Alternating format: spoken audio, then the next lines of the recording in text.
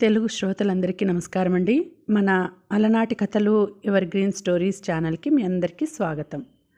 ఒంటరితనము ఏకాంతము అనే ధారావాహిక వింటున్నామండి. రాసిన వారు శ్రీమతి విజయలక్ష్మి అవధానుల గారు. ఇక ఆలస్యం చేయకుండా మనం కథలోకి వెళ్ళిపోదామండి. వీడియో చూసిన వెంటనే లైక్ చేసి షేర్ చేసి తప్పకుండా సబ్స్క్రైబ్ చేసుకోండి. మన ఛానల్ని బెల్ ఐకాన్ యాక్టివేట్ చేసుకోండి. ఉద్యోగంలో చేరిన మర్నాడే సాయంత్రం ఐసీడబ్ల్యూఏ ఫౌండేషన్ కోర్స్ పుస్తకాలు తీసుకుని ఇంటికి వచ్చాడు నిబిన్.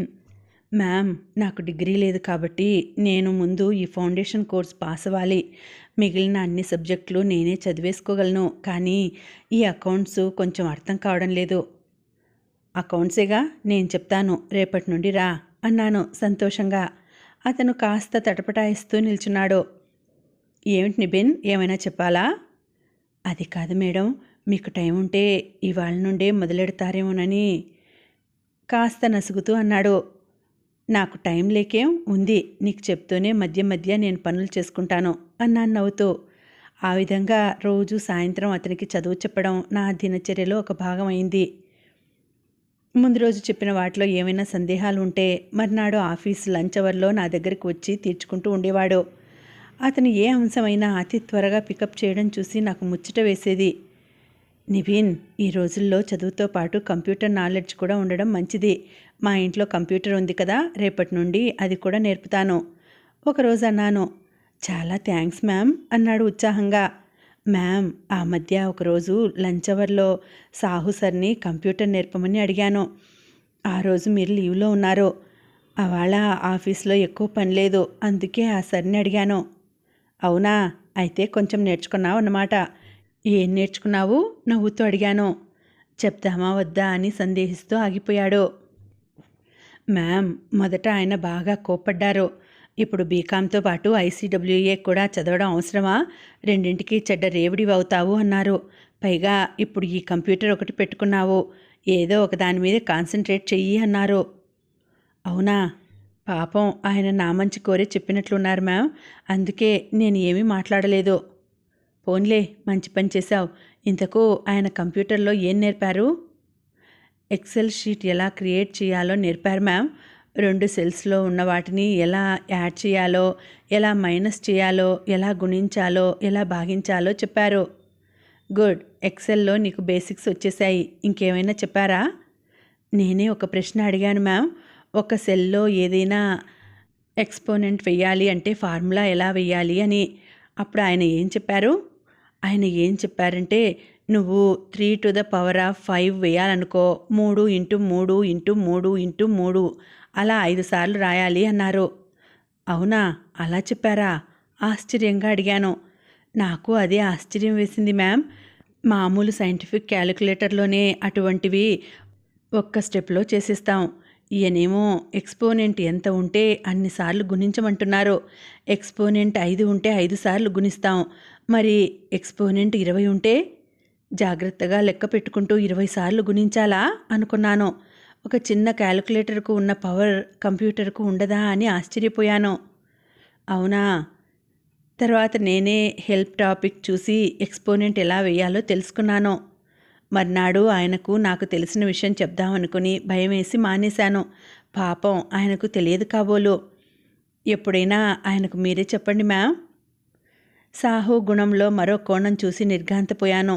అతనికి తెలియక తప్పు చెప్తే కొంచెమైనా క్షమించవచ్చు, కానీ ఈ సాహు తాను రోజూ చేసే పనిలో ఈ ఎక్స్పోనెంట్ ఫంక్షన్ను కొన్ని 100 సార్లు వాడతాడు. కానీ తనకు తెలిసిన విషయాన్నే కావాలని తప్పు చెప్తే ఏమనాలి? ఒకరి అల్పబుద్ధికి ఇంతకన్నా ఉదాహరణ ఏముంటుంది?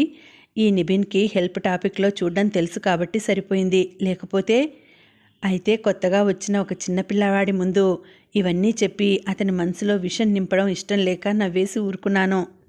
నేను మొదట ఒక కొత్త పద్ధతిలో కాస్ట్ షీట్ తయారు చేస్తున్నప్పుడు సాహు నా దగ్గరికి వచ్చి గుసగుసగా అన్న మాటలు గుర్తొచ్చాయి. మ్యామ్, మీరు ఈ కొత్త పద్ధతిలో చేస్తున్నది ఎవరికి పడితే వారికి చెప్పేస్తున్నారు. కొన్ని విషయాలు మన గుప్పెట్లోనే పెట్టుకోవాలి. అప్పుడే మనని ఎవరూ ట్రాన్స్ఫర్ చేయడానికి చూడరు. ఇటువంటి మనస్తత్వం ఉన్న సాహు నిబీన్కి అలా తప్పు చెప్పడంలో ఆశ్చర్యం లేదు. అలా నిబిన్ బీకామ్ ఫస్ట్ క్లాస్లో పాస్ అవ్వడము, ఐసీడబ్ల్యూఏ ఇంటర్ 2 గ్రూపులు మొదటి ప్రయత్నంలోనే పాస్ అయ్యి ప్యూన్ నుండి డైరెక్ట్గా అకౌంటెంట్గా ప్రమోషన్ సంపాదించడం జరిగిపోయాయి. ఇప్పుడు సాహు ఇతన్ని చూస్తే ఏమనేవాడో. అతనికి ట్రాన్స్ఫర్ అయిపోవడమే మంచిదైంది. నివిన్, ఐసీడబ్ల్యూఏ ఇంటర్ అయ్యి 6 నెలలు అయిపోయింది కదా, ఇంకా ఈ జూన్లో ఫైనల్లో మొదటి గ్రూప్కి కట్టేయొచ్చునేమో. ఈ జూన్ పరీక్షకి ఫీజు కట్టేశాను మ్యామ్ అన్నాడు నవ్వుతూ. గుడ్, ఫైనల్లో కూడా 2 గ్రూపులు మొదటి అటెంప్ట్లో పాస్ అయిపోతే వచ్చే సంవత్సరం ఆఫీసర్ అయ్యానని స్వీట్లు పంచుతావు అన్నాను సంతోషంగా. మీ సహకారం లేకపోతే ఈ స్టేజ్కి వచ్చేవాణ్ణి కాదు మ్యామ్ అన్నాడు వినయంగా. ఒకప్పుడు హాల్లో ఓ మూల ఒక స్టూల్ మీద కూర్చుని అవసరమైనప్పుడు ఫైళ్ళు అటు ఇటు అందించే ఓ కుర్రాడు ఇప్పుడు టేబుల్ ముందు కూర్చొని పని చేసుకుంటుంటే ఆ దృశ్యం చాలామందికి మింగుడు పడలేదు. మరొక సంవత్సరం తర్వాత ఆఫీసర్ అయ్యి తాను ఎవరి ఫైల్స్ అయితే మూసాడో వాళ్ళకే బాస్ అయితే పరిస్థితి ఎలా ఉంటుందో. secondshadi.comలో ఇన్నాళ్ళు భార్య పోయిన వాళ్ళ ప్రొఫైల్స్ మాత్రం చూశాను. ఇంకా ఇందులో డైవోర్సీలు, విడిపోయిన వాళ్ళు కూడా ఉన్నారు. ఇప్పటిదాకా ఆ ప్రొఫైల్స్ జోలికి వెళ్ళలేదు. డైవోర్సీ అంటే ఎప్పుడూ ఒక్కవైపు కథ మాత్రం తెలుస్తుంది. అవతలి వాళ్ళ కథ కూడా వింటే తప్ప నిజానిజాలు తెలియవు. అవతలి వాళ్ళ కథ వినే అవకాశము రాదు. కానీ ఈ విడోవర్స్కి అందరూ పెళ్లి కాని అమ్మాయిలు దొరికిపోతున్నారు. 6 నెలలైనా ఒక్కటి కూడా మాటల దాకా రాలేదు. ఇంకా లాభం లేదు. డైవోర్సీలను కూడా చూడక తప్పేట్లు లేదు. అయితే వాళ్ళ బ్యాక్గ్రౌండ్ తెలుసుకోవడానికి ఎంతో కష్టపడాలి. అంత త్వరగా రిస్క్ తీసుకోలేము. శేఖర్తో కూడా బాగా చర్చించి డివోర్సీలను కూడా చూడటానికి నిర్ణయించుకున్నాము. అయితే ముందు విశాఖపట్నం చుట్టుపట్ల ఎవరైనా ఉన్నారేమో చూస్తే వాళ్ళ కుటుంబ నేపథ్యం కనుక్కోవడం అంత కష్టం అవ్వదు అని నిర్ణయించుకున్నాం. ఆ నిర్ణయం తీసుకున్న మర్నాడే విశాఖ చుట్టుపట్ల ఊర్లలో ఉండే ప్రొఫైల్స్ కోసం వెతికాను. విశాఖలోనే ఉన్న ఒకరి ప్రొఫైల్ కనిపించింది. ఇంటి పేరు చూస్తే మాకు బంధువులే అవుతారేమో అనిపించింది. కాసేపు తటపటాయించి ఏమైతే అదైందని ప్రపోజల్ పంపాను. ప్రపోజల్ పంపిన అరగంటలోనే మెసేజ్ వచ్చిన నోటిఫికేషన్ వచ్చింది. అది కాసేపటి క్రితం నేను ప్రపోజల్ పంపిన ఆనంద్ దగ్గర నుండే. ఇంత త్వరగా స్పందిస్తాడనుకోలేదు. మేడం, మీరు ప్రొఫైల్లో అన్ని వివరాలు పెట్టారు కానీ పిల్లల పేర్లు రాయలేదు. పిల్లల ఇద్దరి పేర్లు ఏమిటి? ఏం చదువుతున్నారు? మొదటి పరిచయంలోనే అమ్మాయి గురించి కాకుండా పిల్లల గురించి అడుగుతున్న అతని మనస్తత్వం చూసి ఆశ్చర్యపోయాను. పిల్లల ఇద్దరి పేర్లు చెప్పాను. పెద్దవాడు 4వ తరగతి, రెండోవాడు కేజీ క్లాసు అని కూడా చెప్పాను. నేను మాత్రం ఇద్దరిని బంటి చంటి అని పిలుస్తాను మేడం. కంప్యూటర్ స్క్రీన్ మీద కనపడుతున్న అక్షరాలు చూసి గతుక్కుమన్నాను. ఏం రాయాలో అని ఆలోచిస్తుంటే మళ్ళా మరో మెసేజ్ పాప్ అయింది. ఏమిటి మేడం, ఆల్లేదు చూడలేదు అన్నట్లు మాట్లాడుతున్నాడు అనుకుంటున్నారా? ఒకసారి మాటలు మొదలయ్యాక మనం పాజిటివ్గా ఆలోచించాలి కదా. నేను అప్పుడే చాలా ఏళ్ల నుండి పిల్లలంటే మొహం వాచి ఉన్నాను. అందుకే మొదట పిల్లల గురించి అడిగాను. ఓ అలాగా, మీకు 2 పిల్లలు, ఒక కూతురు కొడుకు అన్నారు. ఏం చదువుతున్నారు? అమ్మాయి ఇంటర్ ఫస్ట్ ఇయర్ మేడం, అబ్బాయి 7వ క్లాసు. మనసులోనే అతని వయస్సు లెక్క వేశాను. హిమ కంటే కనీసం 10 ఏళ్ళు పెద్ద ఉండొచ్చు. కానీ ప్రొఫైల్ ఫోటోలో అలా కనపడడం లేదు. పాత ఫోటో పెట్టాడా? మీరు విడిపోయి ఎన్నాళ్ళయింది అడిగాను. 5 ఏళ్ళయింది మేడం. అయినా ఆ విషయం ప్రొఫైల్లో కూడా ఉందిగా. అవునవును, మర్చిపోయాను. మరి పిల్లలు తల్లి దగ్గరే ఉంటారా? అవును మేడం, మేము విడిపోయే సమయానికి పిల్లలు వాళ్ళ అమ్మ దగ్గరే ఉంటామన్నారు. అందువల్ల కోర్టు పిల్లలను తల్లి దగ్గరే ఉంచాలని తీర్పిచ్చింది. నెలకొకసారి వాళ్ళ తాతగారు పిల్లల్ని తీసుకొచ్చి నా దగ్గర ఒకరోజు ఉంచి తీసుకుపోతారు. ఏమిటో ఆ ఒక్కరోజు వాళ్ళతో గడిపినట్లే ఉండదు. I really miss them. అందుకే నేను పిల్లలు ఉన్న వారి గురించి చూస్తున్నాను అన్నాడు గొంతులో విచారం ధ్వనిస్తుండగా. ఇన్నాళ్ళు పిల్లలు లేని వాళ్ళు కావాలి, ఒక్కరే సంతానం ఉన్నవాళ్ళు కావాలి, పిల్లలు ఉన్న పుట్టింట్లో వదిలేయాలి అని అంటున్న వాళ్ళని చూశాక ఇతని మాటలు వినగానే చెవిలో అమృతం పోసినట్లయింది. మేడం, మీకు అభ్యంతరం లేకపోతే పిల్లల ఫోటోలు పంపుతారా? కాసేపు ఆలోచించి హేమంత్ పోకముందు పిల్లలకు తీసిన ఒక ఫోటో పంపాను. 5 నిమిషాల తర్వాత జవాబు వచ్చింది. ఫోటోలు చూస్తుంటే కడుపు నిండిపోయింది మేడం. పెద్దవాడు చాలా తెలివిగా కనపడుతున్నాడు, చిన్నవాడు చాలా క్యూట్గా ఉన్నాడు. Thank you. ఇప్పుడు నాకు ఇంట్లో కొన్ని పనులున్నాయి మేడం. ఒంటరిగాడిని కదా, ఇప్పుడు వంట చేసుకోవాలి. మళ్ళా రేపు మిగిలిన విషయాలు మాట్లాడుకుందాం. మీకు వంట వచ్చా? కుకింగ్ నా ప్యాషన్ మేడం. మామూలు వంటే కాదు, రకరకాల పిండి వంటలు కూడా చేస్తాను. ఈరోజు సాయంత్రం పాకం పట్టి బూందీ లడ్డూలు చేశాను. అందుకే వంట ఆలస్యమైంది. సరే, రేపు మాట్లాడుకుందాం. మీరు వెళ్ళి మీ పని చూసుకోండి అన్నాను. ఆ వెబ్సైట్ నుండి లాగాఫ్ అయ్యి ఆలోచనలో పడ్డాను. వెంటనే శేఖర్కు ఫోన్ చేయాలనిపించింది. టైం చూశాను, 9:30 అయింది. బహుశా శేఖర్ ఇంకా నిద్రపోయి ఉండరేమో. మనసాగలేదు, డయల్ చేసేశాను. సరు, ఈ టైంలో చేశావేమిటి? అంతా బాగుందా? శేఖర్ గొంతు కొంచెం మత్తుగా వినిపించింది. అయ్యో, నిద్రపోతున్నారా? లేదులే, ఇప్పుడే నిద్ర పట్టింది. అయితే రేపు చేస్తాలేండి, చివుక్కుమన్న మనసుతో అన్నాను. పర్వాలేదు, చెప్పు. నువ్వు చెప్పకపోతే ఇంక నిద్ర పట్టదు. ఆ రోజు ఆనంద్తో మాట్లాడిన విషయం మొత్తం చెప్పాను. సరు, చూస్తుంటే వీళ్ళు మనకు చుట్టాలే అనిపిస్తోంది. పైగా విశాఖలోనే ఉంటారు కదా. ఇతని గురించి కనుక్కోవడం పెద్ద కష్టం కాదు. ఒక పని చెయ్యి, నేను రేపటి నుండి కనుక్కోవడం మొదలెడతాను. నాకు వివరాలు పూర్తిగా తెలిసేదాకా నువ్వు వెబ్సైట్లోకి లాగిన్ అవ్వడం మానేయి. లాగిన్ అయితే మళ్ళా అతని దగ్గర నుండి వచ్చిన మెసేజ్ ఏదైనా కనబడితే టెంప్ట్ అవుతాం. సరే, రేపటి నుండే మీ ప్రయత్నాలు మొదలెట్టండి. రేపు ఆదివారం, అందరికీ సెలవు. హిమ ఇంట్లోనే ఉంటుంది. మన ఇంటికి దగ్గరలోనే ఒక పెద్ద ఆవిడ ఉన్నారు. ఆమె అన్ని చుట్టరికాలు తెలుసు అంటారు. రేపే వెళ్ళి ఆవిడతో మాట్లాడొస్తాను. నువ్వు ప్రొఫైల్లో చూసిన వివరాలన్నీ మరోసారి చెప్తావా? నేను అన్ని వివరాలు చెప్పాను. సరే అయితే ఇంకా హాయిగా పడుకోండి. Good night. Good night.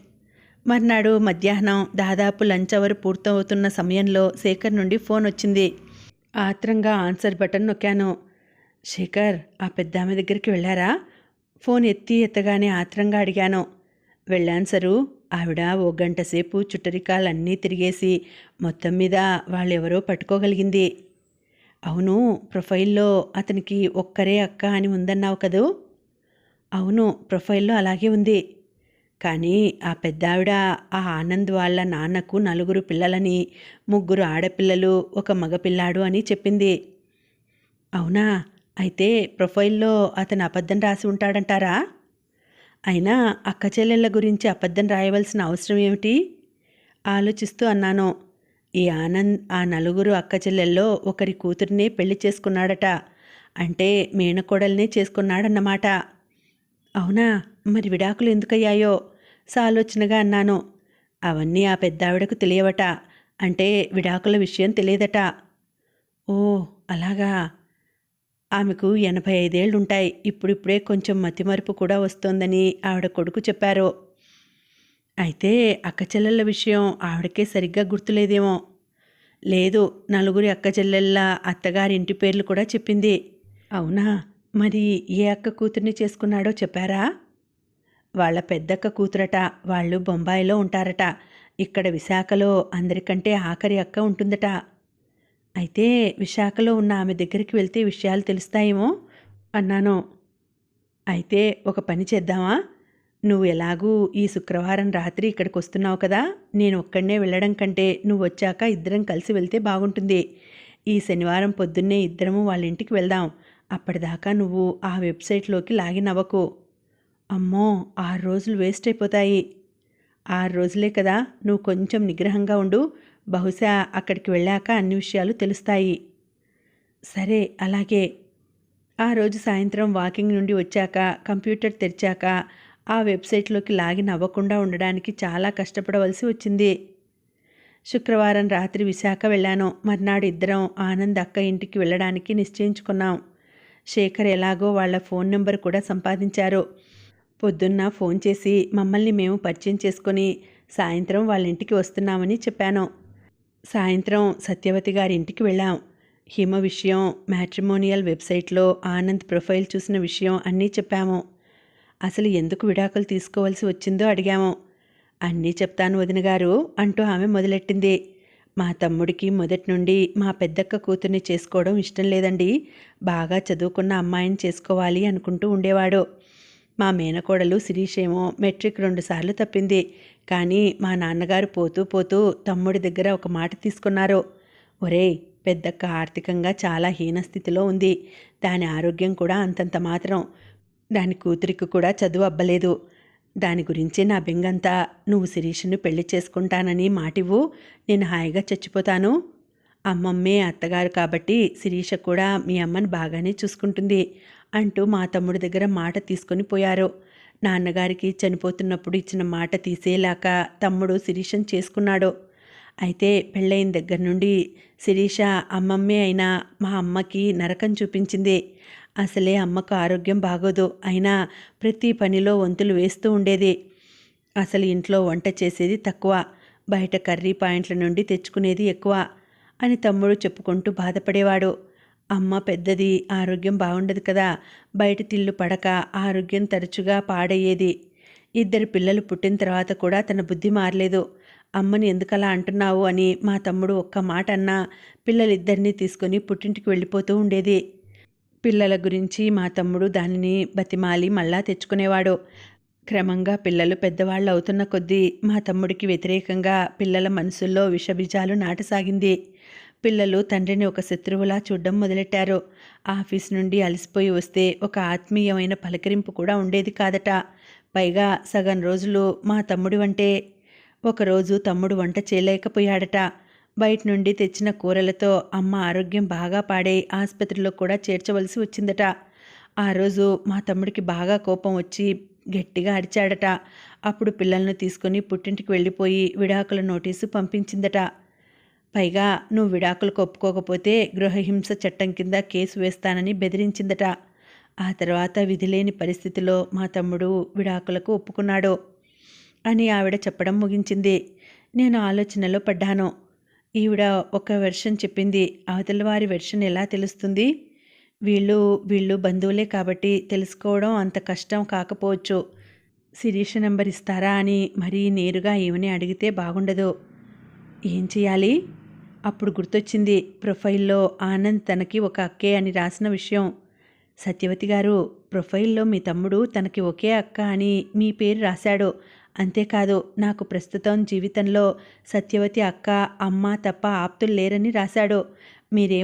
మీరు ముగ్గురు అక్క చెల్లెళ్ళు అంటున్నారు. అవునా? మా తమ్ముడు ప్రొఫైల్లో అలా రాశాడా? ఎందుకు చెప్పమా? ఉండండి, ఈసారి ఫోన్ చేసినప్పుడు అడుగుతాను అంది మొహానికి పట్టిన చెమట బయట కొంగుతో తుడుచుకుంటూ. ఆమె మాటల్లో తడబాటు ఉందా, లేక నేనే అలా భ్రమపడ్డానా? మరి కొంచెంసేపు మాట్లాడుకొని చుట్టరికాలు తిరిగేసుకొని వచ్చేశాము. ఇంటికి తిరిగి వస్తున్నంతసేపు ఇద్దరం ఏమీ మాట్లాడుకోలేదు. కొంత సంతృప్తి, కొంత అసంతృప్తి. ఆ అమ్మాయి వెర్షన్ తెలుసుకోవడం కొంచెం కష్టమే, కానీ ఈ ఆనంద్ తన ప్రొఫైల్లో ఒక్కతే అక్క అని ఎందుకు రాశాడో కనుక్కోవచ్చు. ఎప్పటికో అన్నారు శేఖర్. భువనేశ్వర్ వెళ్ళిన వెంటనే ఆ పనే చేస్తాను అన్నాను. ఇంటికి వెళ్ళేసరికి హిమ బుంగమూతి పెట్టుకొని చూసింది. అమ్మా, నువ్వు నెలకోసారి వచ్చి ఇక్కడ ఉండేదే 2 రోజులు. ఆ 2 రోజుల్లో సగం రోజుకు పైగా ఎవరో చుట్టాలని కలవాలని వెళ్ళిపోతే ఎలా? సారీరా తల్లి, వాళ్ళు ఎప్పటి నుంచో రమ్మని పిలుస్తున్నారు, వెళ్ళక తప్పలేదు అన్నాను హిమని దగ్గరికి తీసుకొని. రాత్రి అందరం కలిసి భోంచేయవచ్చని వంటావిడికి చెప్పకుండా నేనే పన్నీర్ పరోటా చేశాను. మీరేమో ఇంటికి రావడానికి రాత్రి 9 చేసేశారు కినుకుగా అంది. అయ్యో తల్లి, నువ్వు పిల్లలు తినలేకపోయారా? పిల్లలకు పెట్టేశాను. నేను 3వ సారి కూడా కాఫీ తాగి కొన్ని బిస్కెట్లు తిన్నానులే. అందుకే నాకు ఆకలి మరీ ఎక్కువ లేదు. మీరిద్దరూ త్వరగా బట్టలు మార్చుకొని వస్తే అందరం కలిసి తినేయొచ్చు. ముగ్గురం భోజనానికి కూర్చున్నాం. పన్నీర్ పరోటా, కీర దోశ, పెరుగు పచ్చడి. ముగ్గురం కబుర్లు చెప్పుకుంటూ తిన్నాం. సోమవారం సాయంత్రపు నడక కూడా అయిపోయాక తీరిగ్గా కూర్చుని కంప్యూటర్ ఆన్ చేసి ఆ వెబ్సైట్లోకి లాగిన్ అయ్యాను. ఆనంద్ దగ్గర నుండి మెసేజ్ ఉంది. చాలా పెద్దది, దాదాపు 500 పదాలు ఉండవచ్చు. ఇంత పెద్దది ఏం రాశాడు చెప్పమా అనుకుంటూ చదవడం మొదలెట్టాను. మేడం, నిన్న నా మనసు చాలా బాధపడింది. మీరు నా గురించి కనుక్కొందికి మా చిన్నక్క ఇంటికి వెళ్ళారని తెలిసింది. నాకు తెలియకుండా, నాకు చెప్పకుండా వెళ్ళారు. నా మీద మీకు అంత అపనమ్మకమా? అసలు ఈ పరిచయమే అపనమ్మకపు పునాదుల మీద ఏర్పడితే ఎలా మేడం? ఇలా అయితే బంధాలు ఎలా నిలబడతాయి? నా మొదటి పెళ్లిలోనూ అలాగే అయింది, ఇప్పుడు అలాగే అవుతోంది. అసలు నేను ఇంకా ఈ సంబంధం తెంచుకొని ప్రొఫైల్ బ్లాక్ చేద్దాం అనుకున్నాను. కానీ మీరు పెట్టిన ఫోటోలోని పిల్లల ముద్దు ముద్దు ముఖాలు గుర్తొచ్చి ఆగిపోయాను. సరే, మీ మనసులో ఒక ప్రశ్న ఉండిపోయిందని తెలుసు. నాకు 3 అక్కలు ఉండగా ఒక్కరే అక్క అని ఎందుకు చెప్పానో అని. సరే చెప్తా, చదవండి. నేను విశాఖలో ఉన్న మా సత్యవతి అక్క ఇద్దరం మా నాన్నకు రెండో భార్య పిల్లలం. మా నాన్నకు మొదటి భార్య నుండి ఒక అక్క ఉంది. ఆమె పేరు భారతి. మా భారతి అక్కకు 12 ఏళ్ళు ఉన్నప్పుడు మా నాన్నగారి మొదటి భార్య యుట్రస్ క్యాన్సర్ వచ్చి పోయారు. మొదటి భార్య పోయిన 2 ఏళ్ల తర్వాత మా నాన్నగారు బంధువుల బలవంతం వల్ల రెండో పెళ్లికి సిద్ధపడ్డారు. అయితే మా నాన్నగారు బాగా ఆదర్శవాది. నాకు ఇది రెండవ పెళ్ళి, అందువల్ల నేను కూడా రెండవ పెళ్ళి ఆమెనే చేసుకుంటాను అన్నారు. 10 ఏళ్ల కూతురు ఉన్న వితంతువు మా అమ్మ నాన్నగారి దృష్టిలోకి వచ్చింది. ఆ కూతురు పేరు శ్యామల. రెండవ పెళ్ళి అంటూ చేసుకుంటే ఆమెనే చేసుకుంటాను అన్నారు నాన్న. ఒక వితంతువును చేసుకోవడం గురించి బంధువులందరూ వ్యతిరేకించారు. అయినా నాన్న వినలేదు. మా అమ్మ చాలా అందంగా ఉండేది. మా శ్యామలక్క కూడా అమ్మ పోలికలతో చాలా అందంగా ఉండేది. మా నాన్నగారి రెండవ పెళ్లి ద్వారా నేను మా సత్యవతి అక్క పుట్టాం. అందుకే నాకు మా పెద్దక్కలు ఇద్దరికీ వయసులో 10 ఏళ్లకు పైనే తేడా ఉంది. కానీ ఎందుకో మా భారతక్క మా ముగ్గురితో ఎప్పుడూ ముభావంగానే ఉండేది. మిగతా ఇద్దరికీ ఉన్న అందం ఈమెకు లేదు. పైగా చదువు కూడా అంత బాగా వంటబట్టలేదు. అందుకే ఆ ముభావం ఏమో. మరో తల్లి ద్వారా పుట్టిన మమ్మల్ని ఆమె ఎప్పుడూ తోబుట్టవుల్లా చూడలేదు. నాన్నగారు ఆఫీస్ నుండి వచ్చేసరికి రోజు తాను మా ముగ్గురి గురించి ఏదో ఒక ఫిర్యాదుతో సిద్ధంగా ఉండేది. ఒక్కో రోజు మా అమ్మ మీద కూడా లేనిపోనివి కల్పించి చెప్తూ ఉండేది. సవితి కూతురని అలా ట్రీట్ చేస్తావా అని నాన్న మండిపడేవారు. ఆ విధంగా ఆ అక్క ఎప్పుడూ నాకు ఆమె మా అక్క అన్న భావన కలిగేది కాదు. ఇక మా శ్యామలక్క చాలా అందంగా ఉంటుందని చెప్పాను కదా. ఆ అందం ఆమెకు అహం తెచ్చిపెట్టింది అనుకుంటాను. నాతోనూ సత్యవతి అక్కతోనూ దెబ్బలాటలు పెట్టుకోకపోయినా మేమంటే ఒక చులకన భావం ఆమె ప్రతి చర్యలోనూ కనపడేది. అమ్మ కూడా ఆమెను తండ్రి లేని పిల్ల అని ఎప్పుడూ తనను వెనకేసుకు వచ్చేది. నాకు 6 ఏళ్లున్నప్పుడు నాన్న భారతక్క పెళ్లి చేశారు. పెళ్ళైన ఏడాదికే అక్కకు శిరీష పుట్టింది. అప్పటి వరకు ముభావంగా ఉన్న మా అక్క, ఒరేయ్ నీకు పెళ్ళాం పుట్టిందిరా అని ఆటలు పట్టించేది. ఏడాదికి ఒకసారి భారతక్క పుట్టింటికి వస్తుండేది. శిరీషను పుట్టినప్పటి నుండి పెద్దవుతున్న క్రమంలో నేను ఎన్నోసార్లు చూశాను. అయినా నాకెప్పుడూ కాబోయే భార్య అన్న భావం కలగలేదు. పైగా శిరీష ఎప్పుడూ చదువులో వెనకబడి ఉండేది. నా ఊహల్లో ఎప్పుడూ చదువుకున్న తెలివైన అమ్మాయి మెదులుతూ ఉండేది. ఇదిలా ఉండగా భారతక్క పెళ్ళైన ఏడాది తర్వాత శ్యామలక్క ఇంట్లో ఎవరికీ చెప్పకుండా సినిమాల్లో చేరతానని మద్రాసు పారిపోయింది. తన ఒంటి మీద ఉండే నగలే కాకుండా అమ్మ బీరువాలో దాచుకున్న నగలు కూడా తీసుకుని వెళ్ళిపోయింది. అక్క అలా వెళ్ళిపోయిన రోజు నాన్న కళ్ళంట నీళ్లు పెట్టుకున్నారు. నాకు బాగా గుర్తు. మనుష్యులను మద్రాసు పంపి అంతా వెతికించారు. ఎప్పటికో అక్క కనిపించింది. సినిమాల్లో చిన్న చిన్న ఎక్స్ట్రా వేషాలు వేసుకుంటూ. ఎంత బతిమాలినా అక్క ఇంటికి రాలేదు. ఈనాడైనా హీరోయిన్ అయ్యాకనే వస్తాను అని మొండిగా తెగేసి చెప్పింది. అప్పుడే ఇంక మాకు ఆ అక్క లేదని నిర్ణయించుకున్నాం. అప్పటి నుండి నేను సత్యవతి అక్క కూడా మేమిద్దరమే సంతానం అన్నట్లు ఊహించుకుంటూ ఉండేవాళ్ళం. నాకు ఏ కష్టం వచ్చినా ఆ అక్కతోనే చెప్పుకునేవాడిని. నాకు 25 ఏళ్ళు వచ్చేసరికి నాన్నకు ఈసారి గుండెపోటు వచ్చింది. అదిగో అప్పుడే నాన్నగారు నేను శిరీషను పెళ్లి చేసుకోవాలి అని నా దగ్గర మాట తీసుకున్నారు. నా మనసు ఎంత వ్యతిరేకిస్తున్నా నాన్నకు కాదు అని చెప్పలేకపోయాను. నాకు శిరీషతో పెళ్ళైపోయింది. మా పెళ్ళైన 2-3 నెలల్లో నాన్నగారికి రెండవసారి గుండెపోటు వచ్చి పోయారు. ఆ తర్వాతి కథ మీకు మా సత్యవతి అక్క చెప్పే ఉంటుంది. కూతురు ఎలా ఉన్నా ఎప్పుడూ కూతురునే సమర్థిస్తూ అంతా నా తప్పే అన్నట్లు నా మీద నిందలు వేస్తూ ఉండేది. ఆ అక్క అంటే మొదటి నుండి ఉన్న విరక్తిభావం ఆమె ఈ చర్యల వలన ఎక్కువైంది.